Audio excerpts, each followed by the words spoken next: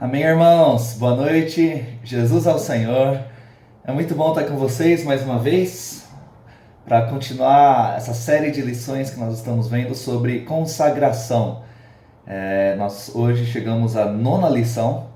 Nas últimas 8 lições, nós vimos sobre esse tema, usando como base o livro também chamado Consagração do Irmão Dong.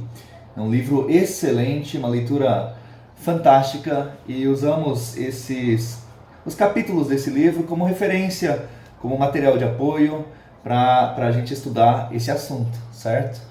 Então, eu queria só falar que eu creio que nós terminamos esse livro, nós conseguimos ver 95% do livro nas lições, com detalhes, a gente foi se aprofundando em cada versículo, em cada passagem, e foi muito bom, né, irmãos? Nós vimos 8 lições aí sobre a questão do sacerdócio, que nós nos consagramos ao Senhor para servir o Senhor como sacerdotes.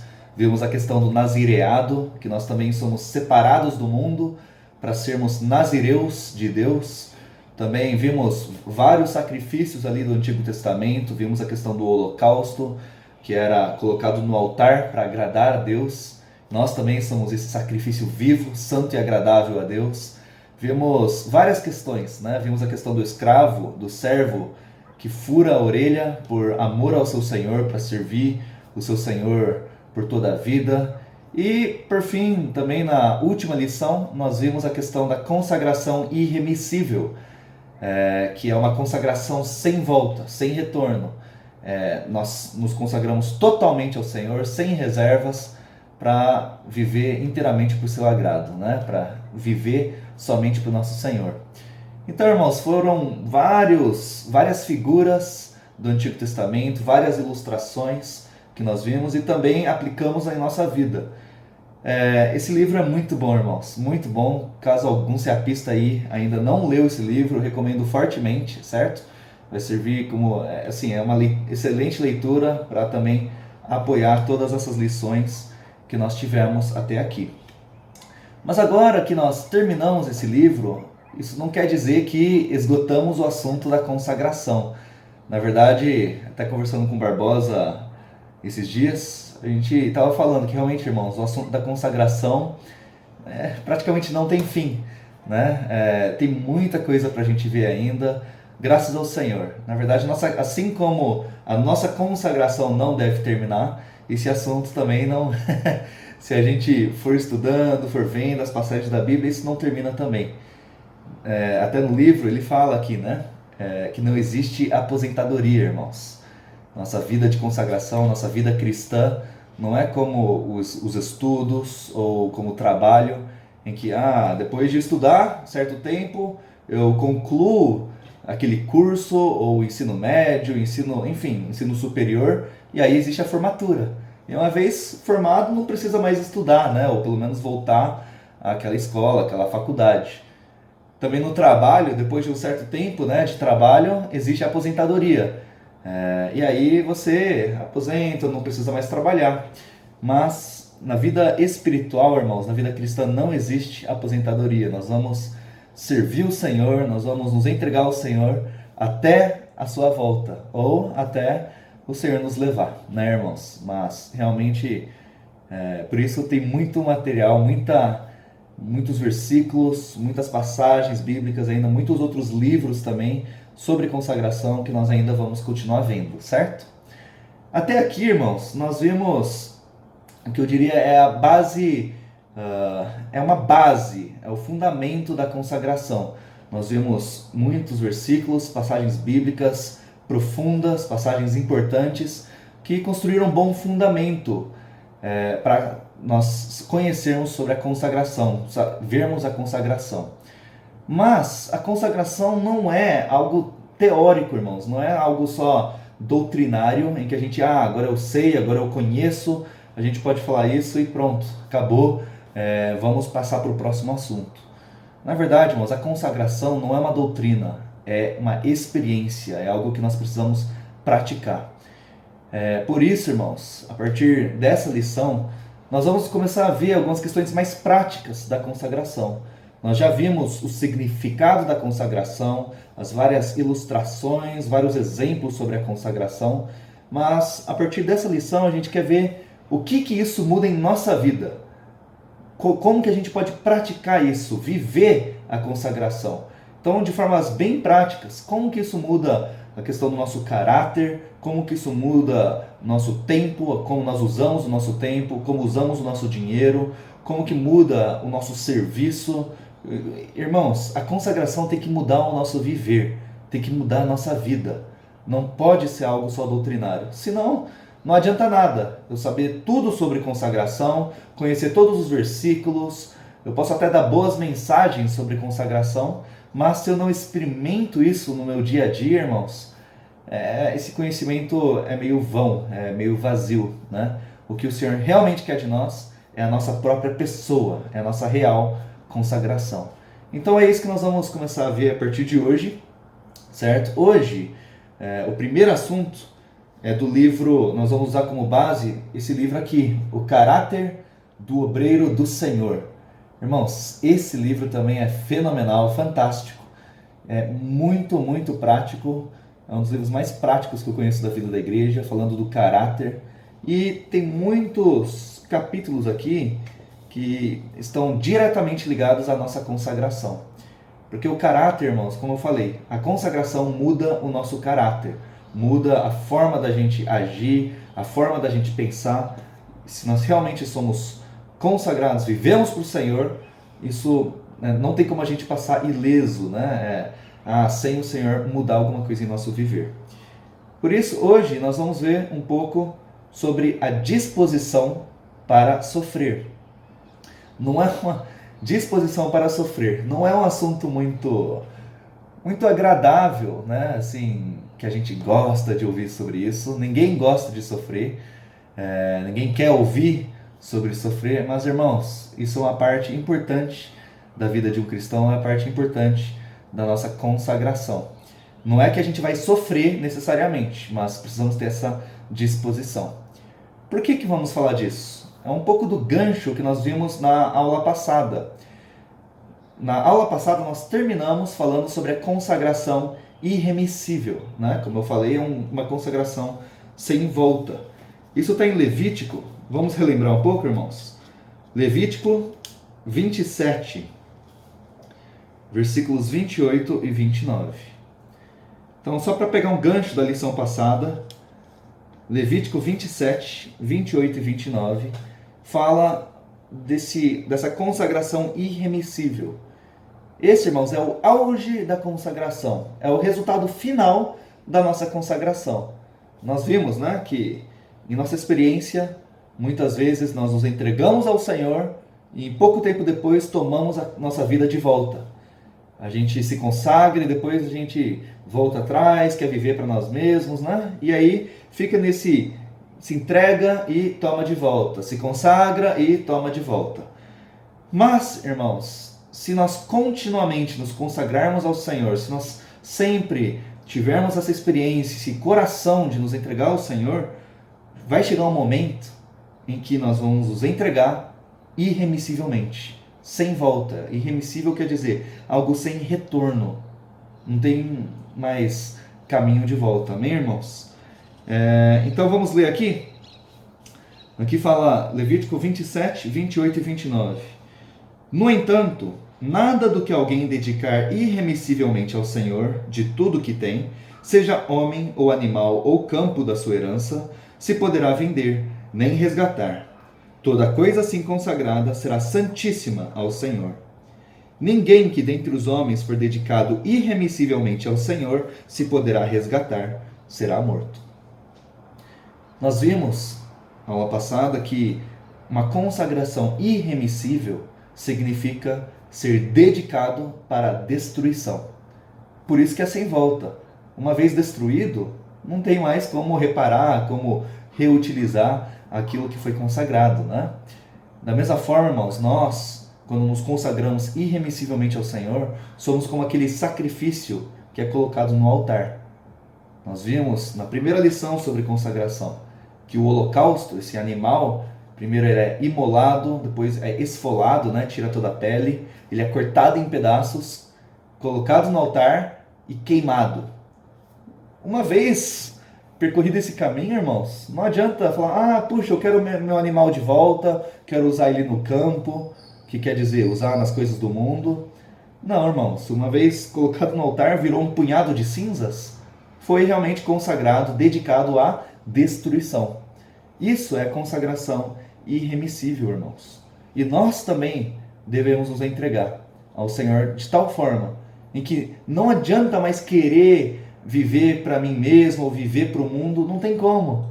Não tem volta. Eu já me entreguei ao Senhor, eu sou um punhado de cinzas no altar que só tem uma função, só tem uma utilidade: agradar a Deus, ser um aroma agradável ao Senhor. E essa, irmãos, é a experiência que nós vimos também dos apóstolos. Vamos abrir em 1 Coríntios. 1 Coríntios, capítulo 4, versículos 9 a 13.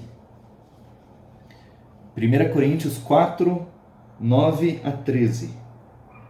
Nós lemos isso também semana passada, mas eu queria só relembrar, irmãos, porque é daqui que nós vamos ver a importância de termos essa disposição para sofrer. 1 Coríntios 4, 9 diz: porque a mim me parece que Deus nos pôs a nós, os apóstolos, em último lugar, como se fôssemos condenados à morte, porque nos tornamos espetáculo ao mundo, tanto a anjos como a homens. Nós somos loucos por causa de Cristo, e vós sábios em Cristo. Nós fracos, e vós fortes. Vós nobres, e nós desprezíveis. Até a presente hora sofremos fome e sede e nudez, e fomos esbofeteados, e não temos morada certa, e nos afadigamos trabalhando com as nossas próprias mãos. Quando somos injuriados, bendizemos. Quando perseguidos, suportamos. Quando caluniados, procuramos conciliação. Até agora temos chegado a ser considerados lixo do mundo, escória de todos. Irmãos, essa é a vida de alguém consagrado irremissivelmente, alguém dedicado à destruição. Chega-se a tal ponto que Paulo fala que é como se eles fossem condenados à morte. Ou seja, se eles morrerem, se eles viverem, para eles é a mesma coisa. Eles já foram consagrados ao Senhor, já foram consagrados à destruição. Se o Senhor, não importa o que o Senhor quiser fazer deles, eles estão dispostos a passar por isso. E olha só como é importante, irmãos, ter essa disposição para sofrer. Ele fala que os apóstolos são loucos, são fracos, são desprezíveis.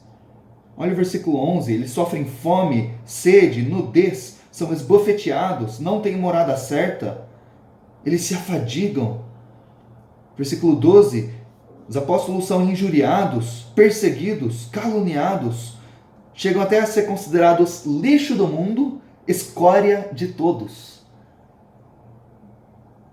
Irmãos, se você não quer essa vida, é melhor não se consagrar ao Senhor. Agora, se você quer se consagrar ao Senhor, você tem que ter essa disposição para sofrer. Essa disposição, irmãos, é o que? É sofrer, ter a capacidade de sofrer de bom grado, por amor ao Senhor. É o que nós vimos aqui. No versículo 12, fala que quando eles são injuriados, eles bendizem ao Senhor. Quando são perseguidos, eles suportam. Quando são caluniados, procuram conciliação. Isso, irmãos, é ter a disposição para sofrer. Vai vir sofrimento? Eles estão ali louvando o Senhor, bendizendo, suportando, até procurando conciliação com aqueles que os caluniam. Irmãos, nós precisamos ter essa capacidade, se nós queremos, de fato, ser servos de Deus, se queremos ter essa vida de consagração. Tá vendo? Aqui, irmãos, é algo prático. Não adianta só falar da boca para fora, eu me consagro ao Senhor, eu sou consagrado, se quando vem as tribulações, vem os sofrimentos, a gente não tem essa disposição para passar por isso. A consagração, irmãos, tem que ser interior, tem que mudar o nosso coração. E é isso que nós vamos ver hoje, amém? Mais um versículo para ver sobre essa disposição de sofrer. Vamos ver 1 Pedro, capítulo 4, versículos 1 e 2. 1 Pedro 4, 1 e 2. Aqui, irmãos, diz: Ora, tendo Cristo sofrido na carne, armai-vos também vós do mesmo pensamento. Pois aquele que sofreu na carne deixou o pecado, para que no tempo que vos resta na carne, já não vivais de acordo com as paixões dos homens, mas segundo a vontade de Deus. Aqui, irmãos, nós vemos a consagração. A consagração é não viver de acordo com as paixões dos homens, mas segundo a vontade de Deus. Só que se nós queremos viver segundo a vontade de Deus, tem um requisito. Pedro fala para nós nos armarmos também do mesmo pensamento de Cristo. Ou seja, Cristo sofreu na carne. Nós também precisamos ter essa disposição para sofrer. Irmãos, isso é importantíssimo na nossa vida de consagração. Antes de avançar, eu só queria deixar bem claro que Deus não tem a intenção de que seu povo sofra. Ele não é um Deus malvado. Tá? Alguns têm esse conceito de Deus, né? Especialmente os que não conhecem a Deus. Tem o conceito de que ele é um Deus malvado, que quer punir, que quer castigar. Aí só manda pragas e manda catástrofes. E gosta de ver o povo sofrer. Não, irmãos, Deus não é um Deus malvado. Existem até certas religiões e até mesmo grupos cristãos que consideram que Deus quer ver a gente sofrer. Então eles até pregam o sofrimento. Eu preciso sofrer, eu preciso alguns se flagelam, né? Se machucam o próprio corpo para ter o sofrimento. Outros se privam de todo o prazer, de toda a alegria. Eu não posso ter alegria nesse mundo. E aí eles se fogem de todas essas coisas para tentar agradar a Deus. Mas Deus não quer ver isso, irmãos. Deus não quer que o seu povo sofra. Então, esse é um extremo. Deus quer ver o homem sofrer. Não é nada disso. Pelo contrário, Deus nos abençoa, Deus cuida de nós. Deus sempre envia as provisões para suprir os seus filhos. Deus quer nos ver alegres. Mas existe também o outro lado, falando que Deus só quer nos ver alegres, é só alegria, é só prazer. Então Deus não quer que o homem sofra de jeito nenhum. Aí até existe, por exemplo, o evangelho da prosperidade. Pare de sofrer, se converta ao Senhor que tudo vai dar certo. E aí falam que Deus quer nos eximir, quer nos guardar de tudo que é sofrimento. O sofrimento é ataque ataque de Satanás. Irmãos, não é nem um extremo, nem o outro, certo? Claro, Deus não quer nos ver sofrer, mas também, às vezes, o Senhor permite certos sofrimentos, certas tribulações em nossa vida. Existe um equilíbrio aí. Nós conhecemos, nós sabemos disso, tanto pela Bíblia, como pela nossa própria experiência. 1 Pedro, vamos virar a página aí, um pouquinho antes, 1 Pedro 1:6. 1 Pedro 1:6 mostra que existem certos sofrimentos, existem certas provações. Aqui fala: nisso exultais, embora no presente por breve tempo, se necessário, sejais contristados por várias provações. Então, sim, irmãos, existem certos momentos em que passamos por provações, ficamos contristados, mas é por breve tempo e se necessário. Então, irmãos, quando a gente passa por sofrimentos, não é que Deus quer ver a gente sofrer, mas o Senhor permite isso em nossa vida porque é necessário para trabalhar em nós, necessário para nos salvar nossa alma, nos livrar da vida da alma, do velho homem, do ego, do orgulho, do pecado. Então, existem certos momentos que o Senhor permite essas situações para a gente se voltar a Ele, E também existem certos momentos em que o Senhor permite provações, sofrimentos em nossa vida para nos disciplinar, para nos corrigir. Nós vemos isso em Hebreus. Hebreus capítulo 12. Hebreus 12, versículos 5 a 7. Hebreus 12, 5 a 7. Aqui fala: E estáis esquecidos da exortação que, como a filhos, discorre convosco. Filho meu, não menosprezes a correção que vem do Senhor, nem desmaies quando por ele és reprovado. Porque o Senhor corrige a quem ama e açoita a todo filho a quem recebe. É para a disciplina que perseverais. Deus vos trata como filhos. Pois que filho há que o pai não corrige? Então, irmãos, nós como filhos de Deus, às vezes também passamos por disciplina, por correção, por sofrimentos, nesse sentido. Agora, irmãos, tanto as bênçãos, a provisão, o suprimento de Deus, como a correção, os sofrimentos, a tribulação que Deus permite em nossa vida, tanto um como o outro são sinais do amor de Deus por nós.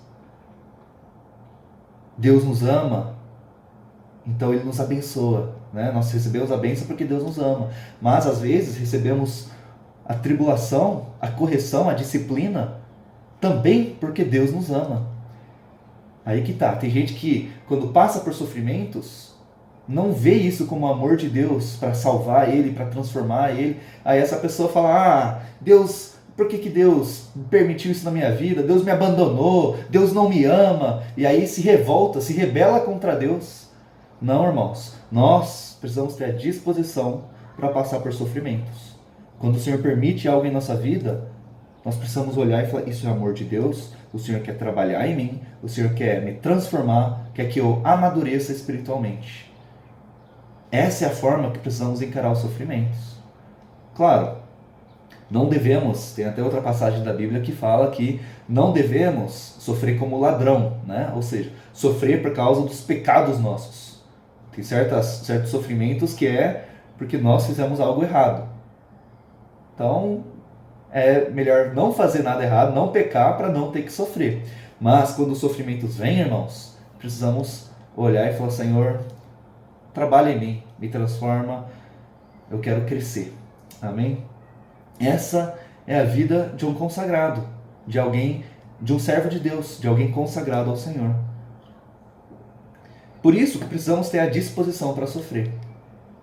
Irmãos, se nós queremos servir a Deus, por exemplo, vocês estão no SEAP, se vocês querem fazer bem o SEAP, realmente serem úteis a Deus, vocês precisam ter a disposição para sofrer e saber que o sofrimento é comum.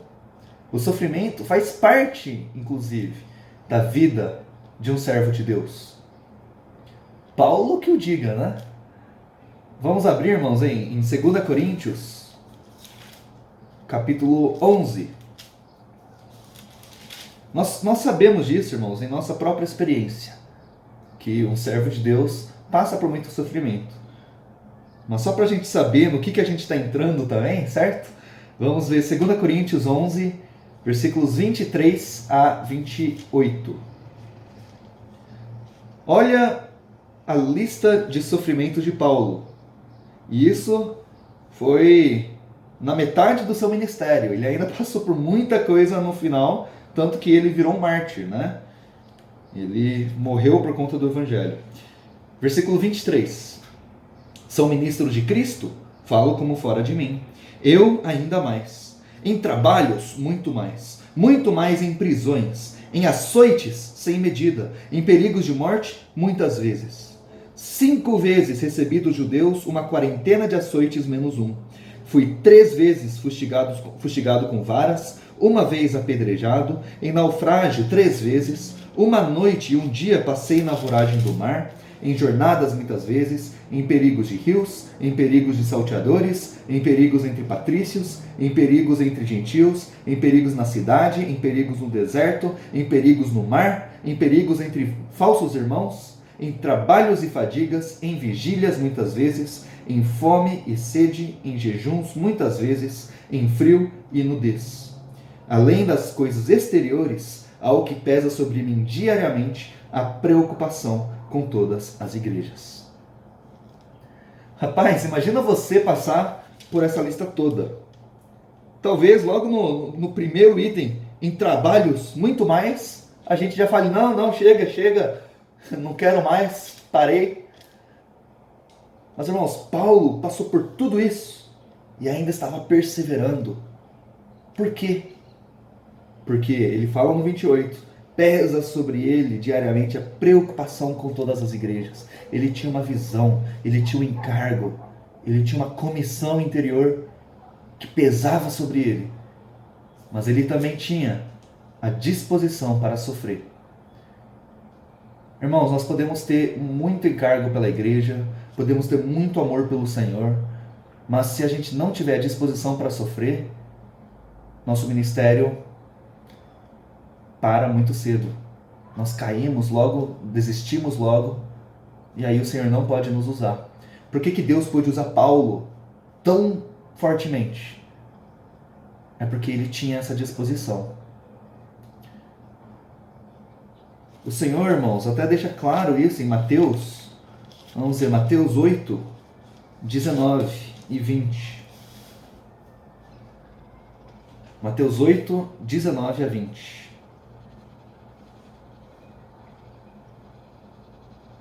Aqui tinha um escriba que queria seguir o Senhor, queria se tornar um discípulo do Senhor. Mas o Senhor deixou bem claro os requisitos. Versículo 19 de Mateus 8. Então, aproximando-se dele um escriba, disse-lhe, Mestre, seguir-te-ei para onde quer que fores. Mas Jesus lhe respondeu, as raposas têm seus covis, e as aves do céu ninhos. Mas o Filho do Homem não tem onde reclinar a cabeça. Ou seja, o escriba falou, Senhor, eu vou te seguir. E o Senhor falou, olha, você quer me seguir? Saiba que até os animais têm um lugar de repouso, um lugar de descanso, um lugar ali, um abrigo, seu conforto. Mas o Filho do Homem não tem onde reclinar a cabeça. Você quer me seguir? Não é fácil. Não tem muito conforto, não tem muito descanso. Você precisa ter disposição para sofrer. O Senhor, irmãos, não impede ninguém de segui-lo, de servi-lo, mas o Senhor deixa claros os requisitos. E vocês, irmãos, seapistas, vocês querem seguir o Senhor? Então precisamos ter essa capacidade, essa disposição interior de abrir mão do próprio conforto, de abrir mão do próprio descanso para poder servir o Senhor. Se a gente não tem essa disposição interior, irmãos, quando as circunstâncias, as exigências exteriores forem maiores que a nossa disposição interior, a gente desiste. A gente sai do serviço. A gente toma de volta a nossa consagração. Por isso, irmãos, que a questão é ter essa disposição interior. Nosso serviço não pode ser condicional. Nossa consagração não pode ser condicional. Deve ter certas exigências. Senhor, eu vou te servir, mas eu só sirvo o Senhor se eu ganhar 2.000 por mês. Ou, Senhor, eu só te sirvo se eu tiver uma boa cama. Senhor, eu só vou te servir se eu tiver boa comida. Senhor, eu só te sirvo se for com as pessoas que eu gosto. Se a gente tem essas exigências, nós não temos muita disposição de passar por dificuldades, por sofrimentos. E aí, logo na primeira dificuldade, vamos desistir. Não pode ter condições, irmãos. Por isso, a gente sempre tem que se perguntar qual que é a nossa motivação ao servir o Senhor. Será que minha motivação é pura, é genuína diante de Deus? Ou será que eu sirvo por causa de certa pessoa? Ou eu sirvo por causa do dinheiro? Eu sirvo por causa da posição que eu vou ter? Ou dos benefícios que eu vou receber? Por que, irmãos, vocês estão no SEAP?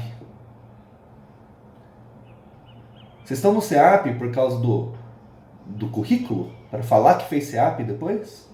Vocês estão no SEAP por causa de alguém que está no SEAP, alguém foi, seu amigo, tudo, você quis ir junto? Ou você está no SEAP porque, não sei, por causa da comida, por causa para fugir de alguma coisa na sua cidade?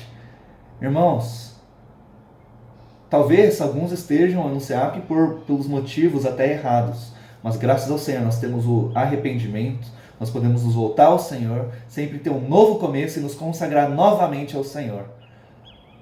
Irmãos, nossa consagração precisa ser simplesmente porque amamos o Senhor, amamos o reino de Deus, amamos a igreja, amamos o Evangelho e nós queremos nos entregar ao Senhor, sem condições. Independente se vai ter comida ou se não vai ter comida, se a comida é boa ou se a comida é ruim, se a cama é confortável ou se a cama não é confortável, independente se vai ganhar dinheiro ou não, se faz calor ou se faz frio, se as pessoas ao nosso redor são agradáveis ou não. Irmãos, nós passamos por muitas dificuldades no serviço. Nós precisamos ter essa consciência. Isso faz parte. Eu passo por sofrimentos, mas não estou aqui por causa das condições, por causa das circunstâncias. Sabe, irmãos, eu falo isso porque a gente sabe. Eu sei, né, que muitas vezes no SEAP, ou na igreja, no serviço na igreja local, ou em tantas outras situações, a gente passa por dificuldades e a gente reclama e quer desistir. Eu não sei como é que é a comida ou o alojamento do SEAP, eu creio que é muito bom. A comida do SEAP geralmente é fantástica, né? Mas, enfim, eu sei que muitas vezes, por não ser muito segundo a expectativa de alguém, a pessoa começa a reclamar. Eu já vi isso. No SEAP ali, fala, mas eu não como isso aqui, eu não gosto de cenoura, eu não gosto de beterraba. Mas do jeito que a irmã faz o frango, eu não gosto desse frango. E aí começa a reclamar, e aí começa até a querer voltar para casa, querer desistir. Não, a comida em casa era melhor. Eu não gosto dessa cama, esse alojamento é desconfortável. Tá muito calor, tá muito frio. Irmãos, nossa carne, nossa vida da alma encontra motivos em tudo para reclamar. Agora, isso vai fazer a gente desistir? Eu espero que vocês não estejam nessa situação, mas caso alguém esteja, irmãos, vocês não estão no SEAP por causa da comida, por causa do alojamento, por causa do dinheiro. Vocês estão no SEAP porque vocês amam o Senhor. Então perseverem. E eu falo a mesma coisa, tá? Para os serviços na igreja. Muitas vezes, mas por que os irmãos me colocaram na escala junto com fulano ou fulana? Essa pessoa, eu não aguento essa pessoa. Não dá certo, não consigo servir. Não, vou pedir para sair do serviço. Vou pedir para me trocar. Irmãos, nosso serviço não pode ser condicional. Isso revela as nossas motivações interiores. Que o Senhor possa realmente nos purificar, possa trabalhar em nós. E se alguém, irmãos, alguns de nós estamos com esse pensamento, aproveitem essas oportunidades de sofrimento para crescer, para amadurecer. Não para fugir, não para reclamar, mas para deixar o Senhor trabalhar no interior. Senhor Jesus. Bom, a disposição para sofrer, irmãos, é diferente do sofrimento propriamente dito. Ter disposição para sofrer não quer dizer necessariamente que nós vamos sofrer. A disposição para sofrer, irmãos, é interior. Agora, o sofrimento é exterior. Mas não é porque eu tenho a disposição interior que eu preciso procurar um sofrimento exterior. Não vamos procurar sofrer, tá? O irmão Dong falava isso sempre, né? Quando falava o sofrimento é para o ser crescer em nós, o fogo ardente para purificar, né? Para provar nossa fé. Mas ele falava, não orem para sofrer, por favor. E realmente, irmãos, não vamos orar, Senhor, mande o maior sofrimento que tiver. Não, o sofrimento vem quando necessário. E o Senhor sabe quando é necessário ou não. Não vamos pedir para sofrer. Então, um exemplo prático. Digamos que no campo aí do SEAP, vocês um dia vão para outra cidade e vão se hospedar na casa de um irmão. E aí o irmão, com todo amor, prepara um quarto com uma boa cama. Ali tem até um ventilador, se tiver quente, um ar-condicionado até. E aí ele prepara uma boa comida para você. Enfim, recebe você com todo o carinho, todo o amor. Mas aí você fala, irmão, não, eu sou consagrado ao Senhor, eu tenho disposição para sofrer. Então, obrigado, irmão. Eu não vou dormir aqui, tá? Eu vou dormir ali no pátio. Eu vou pegar o colchão, eu vou dormir no chão, tá bom, irmão? Esse colchão é muito bom. Não, me dá uma colchonete, um colchão mais velho aí, que aí eu vou dormir no chão, porque eu preciso sofrer. Não, irmãos, não é assim. Se o Senhor der boas condições para você, te abençoar, suprir com uma boa cama, uma boa comida, um certo conforto, agradeça ao Senhor. Senhor, receba como vindo do Senhor.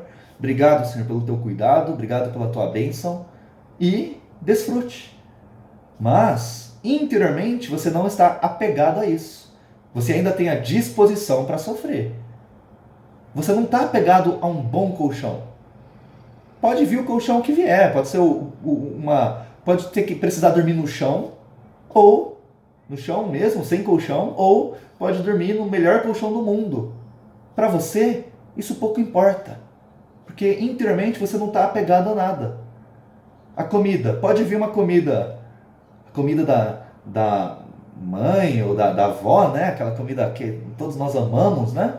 Ou pode vir a minha comida.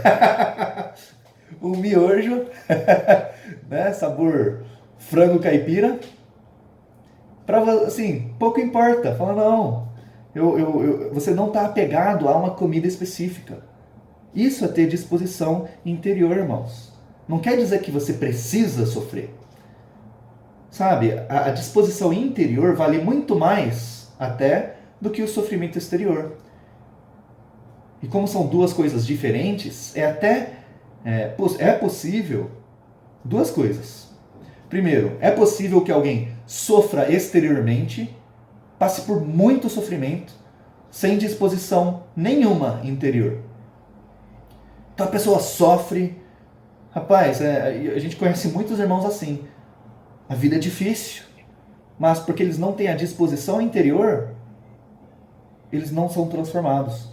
Eles só reclamam, murmuram, procuram fugir da situação, oram ao Senhor. Ah, mas por quê? É sempre comigo. Onde está Deus? Por que Deus faz isso comigo?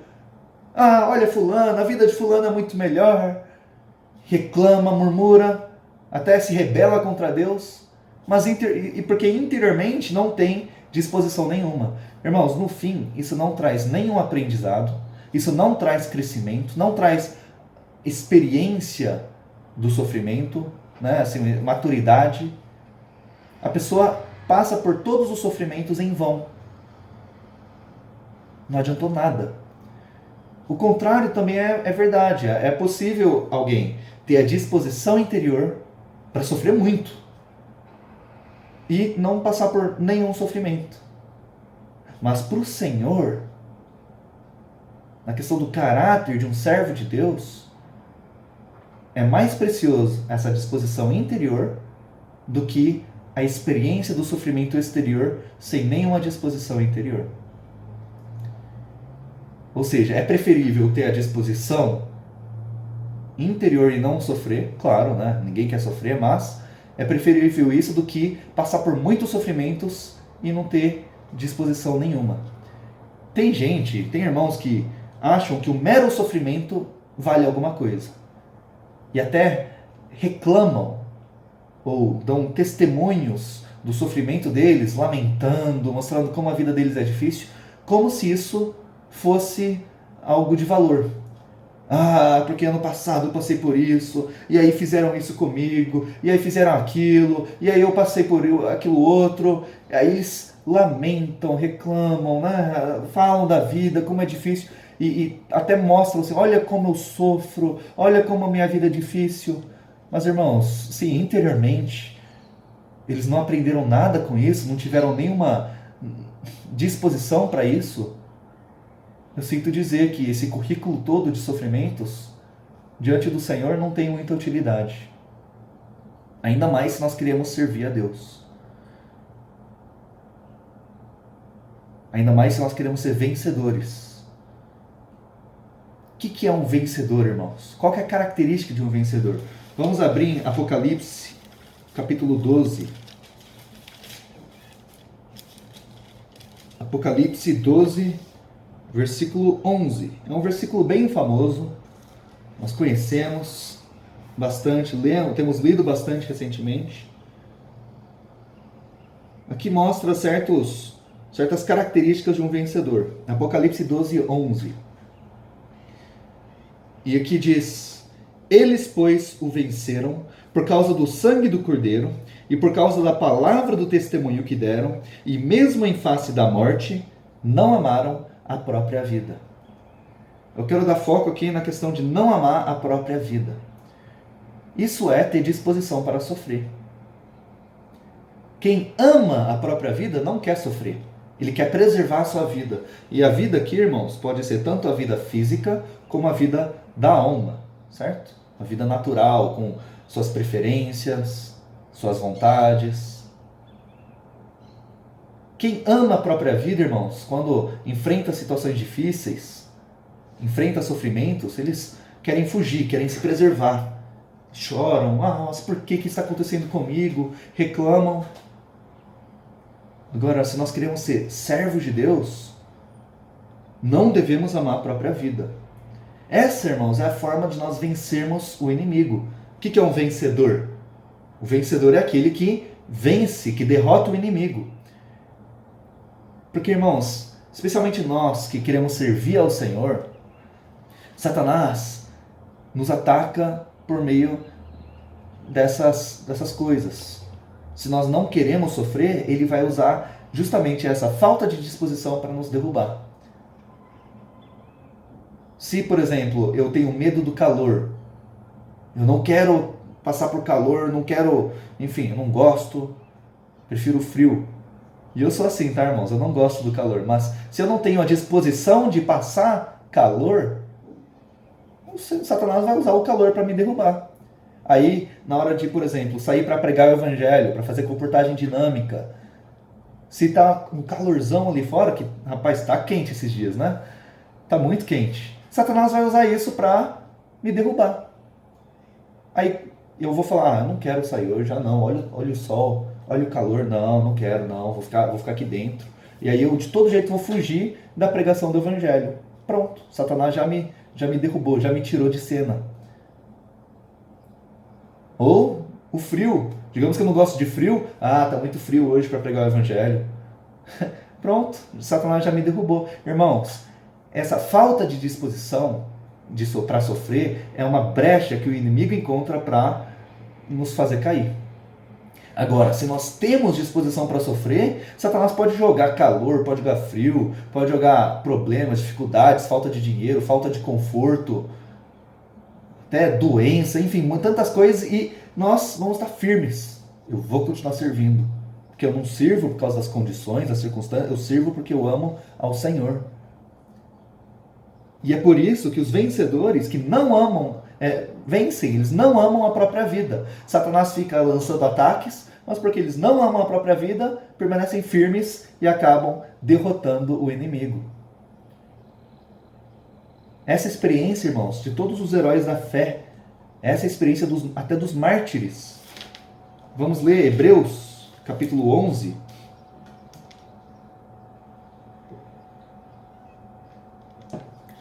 Hebreus 11, a partir do versículo 35. Irmãos, Hebreus 11, o capítulo inteiro é fantástico.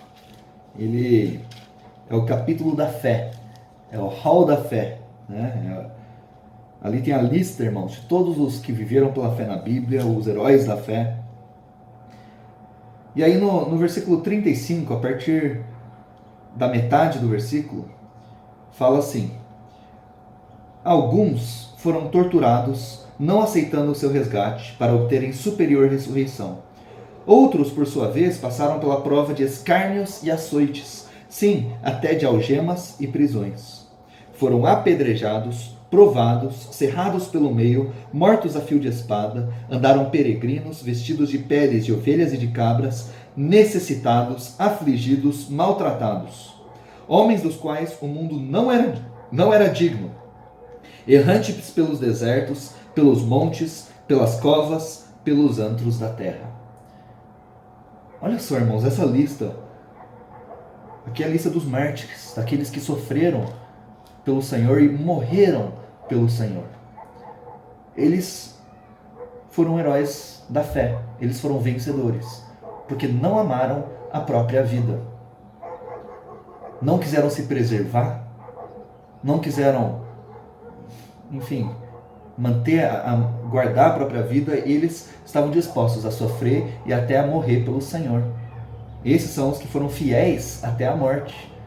Em Apocalipse 2:10, né, fala que devemos ser fiéis até a morte, e aí o Senhor nos dará a coroa da vida. Irmãos, se vocês querem ter a coroa da vida, precisam ter disposição para sofrer e para morrer pelo Senhor. E o autor de Hebreus aqui nos coloca no meio dessa lista. Olha só, o 38 fala, né? Homens dos quais o mundo não era digno. Aí olha o 39. Ora, todos estes que obtiveram bom testemunho por sua fé, não obtiveram, contudo, a concretização da promessa, por haver Deus provido coisa superior a nosso respeito, para que eles, sem nós, não fossem aperfeiçoados. Irmãos, todos esses grandes heróis, esses vencedores, esses mártires, esses que tiveram disposição para sofrer, eles ainda não receberam a concretização da promessa. Por quê? Porque estão esperando a gente. Nós também, irmãos, fazemos parte dessa lista. Pela fé, irmãos, nós fazemos parte dessa lista de heróis da fé, desses que têm disposição de sofrer, de morrer pelo Senhor. Nós também fazemos parte dessa lista daqueles que não amam a própria vida, dos vencedores. Senhor Jesus, você quer entrar nessa lista, irmãos? Eu quero.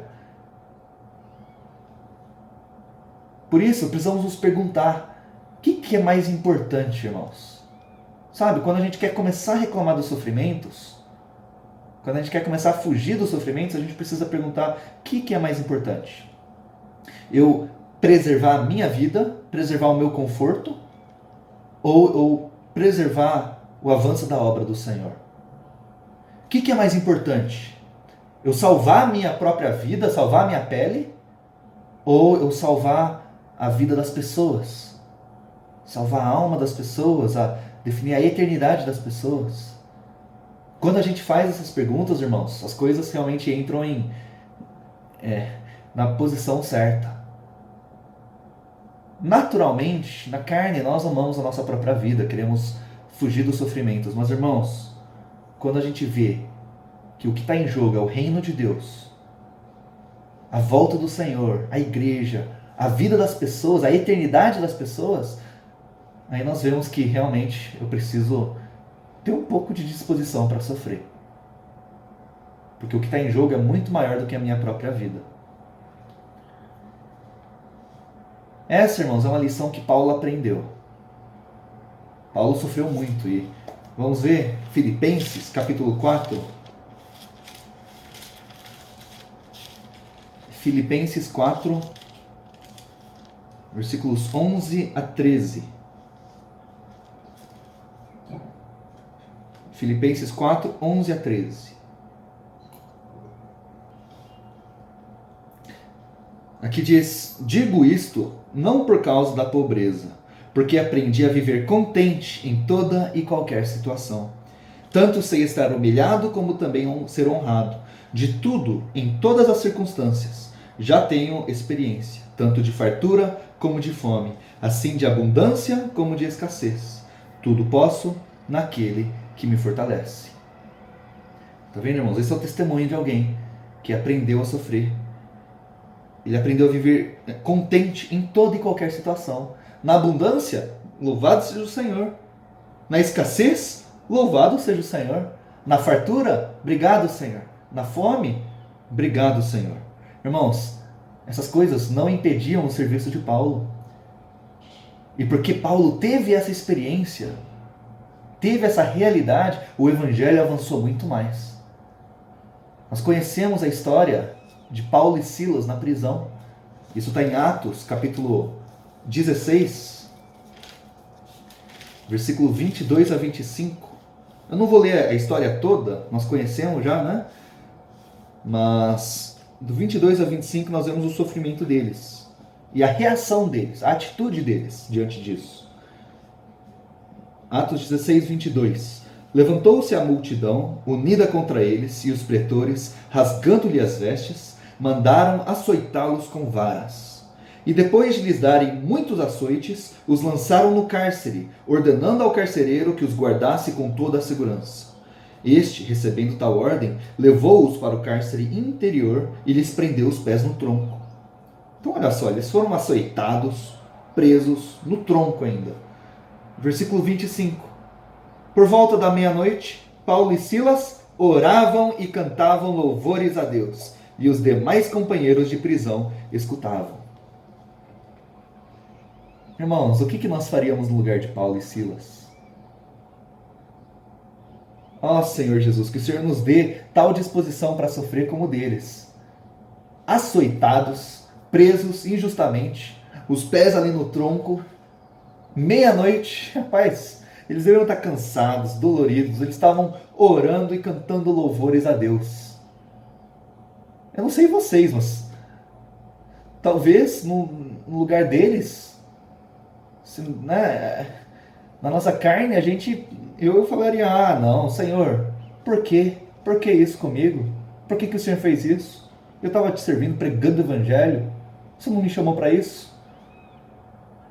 Eu estaria orando, mas não cantando louvores a Deus, orando reclamando, né? Ah, Senhor Jesus. Irmãos, eles estavam orando e cantando louvores a Deus. E por causa dessa disposição, dessa alegria, eles estavam contentes em toda e qualquer situação. Nós conhecemos a história, teve um terremoto, versículo 27. O carcereiro despertou do sono e, vendo abertas as portas do cárcere, puxando da espada, ia suicidar-se, supondo que os presos tivessem fugido. Mas Paulo bradou em alta voz. No 26 teve o terremoto, né?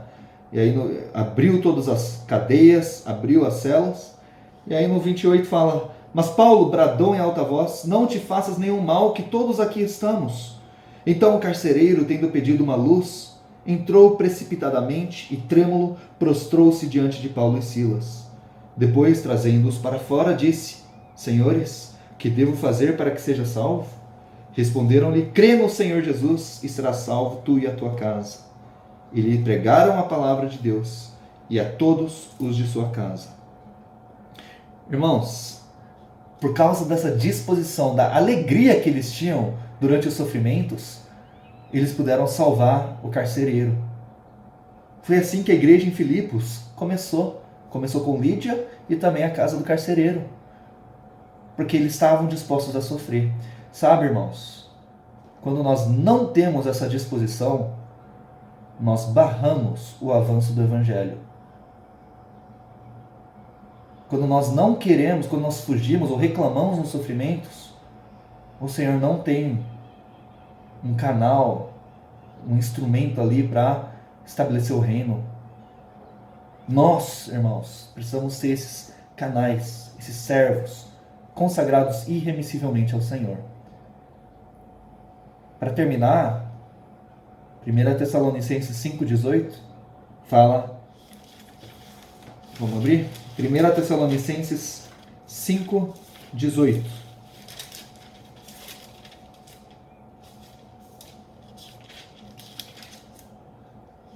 Em tudo dai graças, porque esta é a vontade de Deus em Cristo Jesus para convosco. Em tudo dai graças. Na abundância e na escassez, na fartura e na fome, no frio ou no calor, comida boa ou comida ruim, ou sem comida, colchão bom, colchão ruim, com nossos amigos ao redor ou sem os nossos amigos ao redor. Em tudo devemos dar graças, porque essa é a vontade de Deus.